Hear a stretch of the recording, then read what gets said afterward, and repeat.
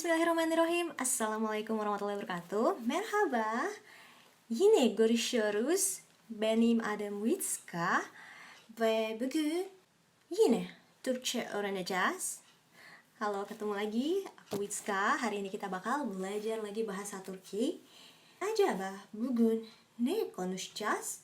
Hari ini kita bakal belajar apaan ya? Kita akan belajar mengenai musim. Atau dalam bahasa Turki adalah mevsim. Mungkin kalian juga udah pernah dengar kali ya. Pernah ada film dari Turki yang masuk ke Indonesia. Judul Kiraz Mevsimi. Cinta di musim ceri ya. Ya, cinta di musim ceri kalau nggak salah itu. Lagunya yang Yine de inanmam sonsuz aşka. Atau dalam bahasa Indonesia, oh masih adakah cinta yang abadi. Ya, begitulah. Meskipun kalau dilihat itu bukan literal means, tapi ya, begitulah liriknya. Nah, untuk kali ini kita bakal ngebahas tentang musim. Seperti yang kita ketahui, di Turki itu karena memiliki iklim subtropis sehingga memiliki 4 musim. Nggak kayak di Indonesia yang iklimnya tropis, jadi hanya memiliki 2 musim, yaitu kemarau dan penghujan. Tapi kalau di Turki itu ada 4 musim, ya kita udah tahu lah ya. Musim dingin, musim panas, musim semi, musim gugur, seperti itu. Nah, apa sih bahasa Turkinya dari musim-musim tersebut? Let's check it out. Yang pertama adalah musim dingin. Ya kita udah jelas, udah tahu ya musim dingin itu rasanya apa? Dingin. Musim dingin, bahasa Turkinya adalah kış. Kış. Kemudian musim semi adalah ilkbahar. Ilkbahar. Selanjutnya musim panas, yaz. Dan yang terakhir adalah musim gugur atau sonbahar. Gampang banget kan? Cuma 4 biji doang. Terus kalau dilogikain juga gampang lah ya. Cuman kita perlu hafalkan musim dingin itu kış, musim panas itu yaz. Kemudian asalkan kita tahu pertama itu artinya bahasa Turkinya adalah ilk dan terakhir adalah son. Jadi musim yang di awal-awal tahun itu adalah musim semi. Jadi kan itu ilknya bahar gitu, ilk bahar.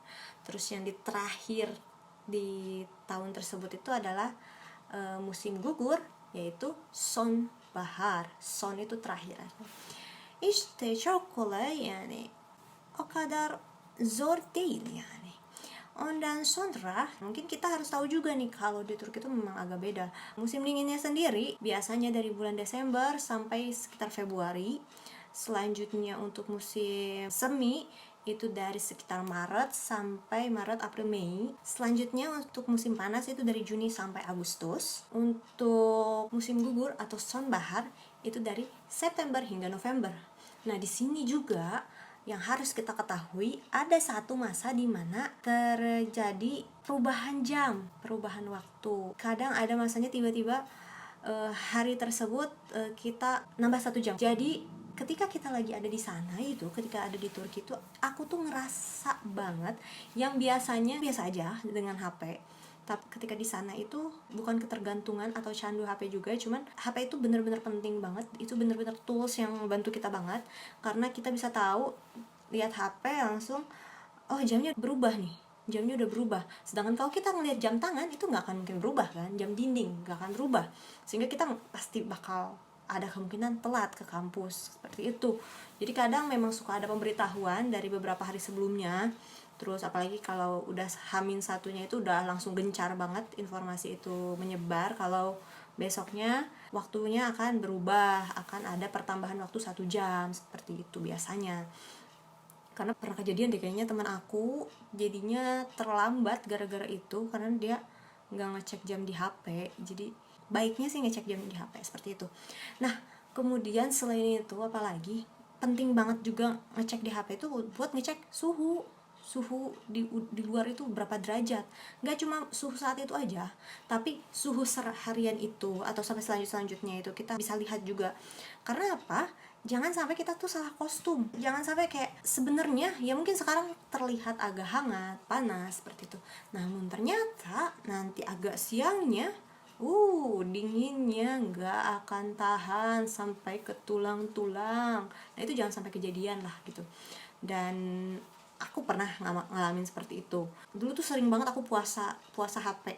Jadi sengaja HP aku nggak isi internet karena istilahnya detox lah ya. Agak puyang juga gitu kan kena HP. Jadi ya udah gitu, aku kayak berangkat aja. Nah berangkat waktu itu aku ingat banget aku malah pakai batik. Sedangkan waktu itu musim sonbahar gitu ya, musim gugur gitu apa-apa gitu. Yang jelas paginya tuh agak hangat, ketika maju ke siang mulai agak dingin tuh. Dan bajuku tuh tipis gitu, bener-bener kayak selapis doang gitu kan. Dan teman-temanku pada negur sih kayak, Miska kamu pakai baju tipis banget. Padahal maksudnya nggak tipis yang nyetak nerawang juga, enggak. Hanya saja jadi kayak nggak bikin, tidak menghangatkan tubuh gitu kan. Terus akhirnya memang dinasehatin kayak penting banget kita tuh harus ngecek suhu sebelum keluar rumah. Jangan sampai pagi-paginya tuh dingin banget terus kita udah pakai bawa mon atau mantel yang tebal, padahal pasiennya itu malah jadi menghangat. Karena kejadian itu juga pernah aku alami. Jadi aku pagi-paginya dingin, ya udahlah pakai mantel yang agak tebal. Terus pas udah di tramway gitu kan, lah kok ini orang-orang kenapa ya pada bawa jaketnya nggak tebel-tebel gitu, cuman palto doang atau kayak semacam mantel tapi yang tipis gitu.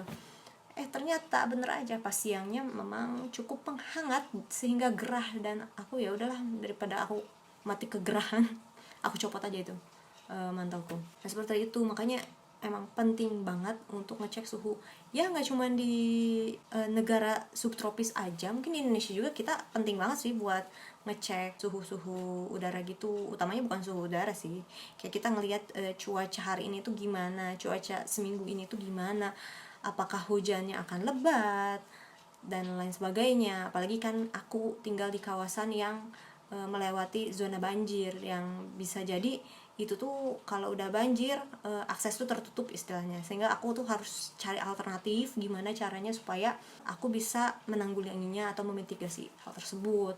Seenggaknya pencegahan buat diri aku, bukan memitigasi bencana banjirnya itu ya, karena bencana banjirnya sendiri masih agak susah ditanggulangi, masih cukup sulit gitu, udah bertahun-tahun juga.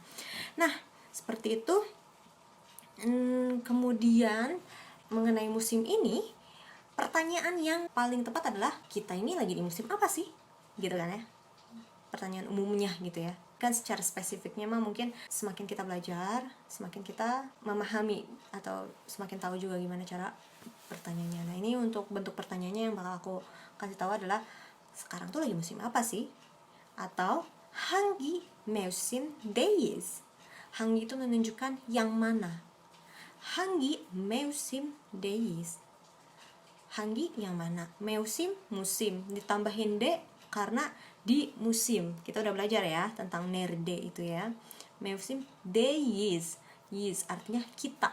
Jadi maksudnya kita lagi di musim mana nih gitu kan. Nah, untuk menjawab kita lagi di musim mana, kita nggak bisa pakai prinsip yang di nerde itu, yang tinggal ditambahin da, de, tak, te gitu, enggak. Tidak semudah itu, Ferguson. Jadi di sini tuh ada beberapa terim atau beberapa kalimat yang agak berbeda nantinya, kata yang agak berbeda. Nah misalnya untuk yaz dan kush, bukan jadi yazda atau kushta, tapi jadinya yazn ve kushin. Itu artinya di musim panas, di musim dingin, seperti itu. Untuk sonbahar dan ikbahar, nah ini baru bisa ditambahin da, de, tate doang. Jadi sonbaharda ve ilkbaharda o kadar yani. Çok kolay gerçekten yapabilirsin. Ben inanıyorum ki siz yaparsınız yani. Terus kita juga tahu ya, kan ini ada 4 musim, dan tiap musim itu jadinya kita pakaian atau giysiler itu bakal berbeda-beda. Kıyafetlerimiz mevsimine göre değişiyor. Jadi berubah sesuai dengan musimnya. Kalau di musim panas kan nggak mungkin kita pakai baju tebal-tebal, pakai mantel, nggak mungkin kan, nggak mungkin juga pakai boots seperti itu. Dan biasanya di musim panas, most of the time itu kita di rumah. Biasanya kita beraktivitas di luar rumah itu hanya sampai jam 9 pagi. Dari jam 9 pagi sampai sore kita hanya di dalam rumah karena panasnya tidak tertahankan. Mungkin ya bisa sih daya bilir atau endurable ya, tapi kalau misalnya bisa di rumah aja ya udahlah, mendingan di rumah aja, mendingan baru beraktivitas di luar rumahnya nanti aja pas sudah agak sorean. Nah biasanya aku di atas jam 5 lah baru keluar rumah, entah itu untuk jajan-jajan ice cream, entah itu mau ada kegiatan apa. Jadi kita biasanya seperti itu sih kalau orang Indonesia yang ada di sana. Tapi kadang juga terpaksa siang-siang harus keluar, ya udah tancap gas, nggak apa-apa. Soalnya apa? Itu beneran panas banget. Dan biasanya musim panas itu juga entah kenapa bis itu semakin padat, jadinya akan berdesakan ya, kurang nyaman juga seperti itu. Oh ya, kita jam 5 sore itu tenang aja, itu nggak sore-sore kayak menuju maghrib, nggak juga. Karena biasanya kalau musim panas itu waktu siangnya lebih panjang, sehingga waktu maghrib itu ada di sekitar pukul 9 malam itu maghrib. Jadi ketika kita Ramadan di bulan itu, atau kita mau saum sunnah di musim itu, di musim panas itu, agak challenging karena kita subuhnya itu sekitar pukul 3 subuh itu udah azan subuh, 3:30-4 azan subuh. Kemudian maghribnya di pukul 9 malam. Jadi ya jam 8 malam juga masih terang gitu. Berarti saumnya kita itu hampir 17 jam lah, sekitar 17 jam. Dan well, nikmatin saja, enak kok.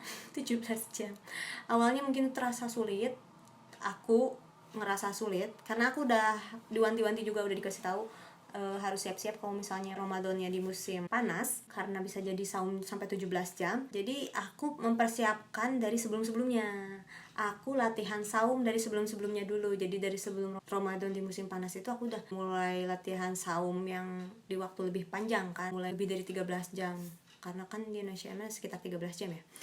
Nah mulai latihan saum sedikit-sedikit sehingga pas musim panas ya udah nggak masalah sih, aku nggak merasa gimana. Cuman memang pas awal-awal tuh beneran tersiksanya tuh karena kehausan itu, jadi kayak haus, tenggorokan kering banget. Jadi ya udahlah, tahu diri, mendingan banyak berdiam diri dulu aja ketika siang-siang, nggak terlalu banyak beraktivitas seperti itu. Ketika pun harus beraktivitas di luar rumah, ya berarti aku harus memanage gimana supaya nggak terlalu sampai aku dehidrasi. Berarti subuhnya atau ketika sahur dan ketika berbuka ya aku harus banyak asupan airnya gitu kan, harus banyak asupan makanan. Seru kok, banyak tantangannya dan mantap. Seperti itu, kayaknya segitu aja yang bisa aku sampaikan untuk kali ini. Semoga bisa bermanfaat buat teman-teman semua. Mohon maaf juga kalau ada salah-salah. Wassalamualaikum warahmatullahi wabarakatuh. Insyaallah, get stay in it.